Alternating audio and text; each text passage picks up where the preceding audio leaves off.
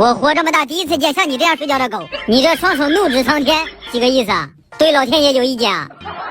真是好奇，究竟是什么事儿让一个3个月大的猫这么伤脑筋，睡个觉还在思考？你看这眉头皱的，你看给孩子愁的。就算你是液体做的，你身子骨软，你这姿势也给我吓一跳啊！这脑瓜子都跑肚脐眼子上了，你这是要把自己脑袋拧下来啊？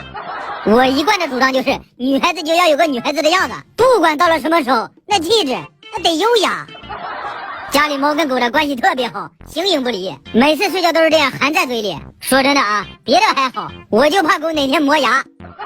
要么说嘛，二哈能在狗界有这么大的名声，不是没有原因的。你就拿这个睡觉的姿势来说，一般狗行吗？我真是服了。虽然你有9条命，但也不能这么玩吧？你要这么玩的话，那真是玩一天少一天啊！真有你的啊！如果不是亲眼所见的话，你敢相信狗的哈喇子能拉这么长啊？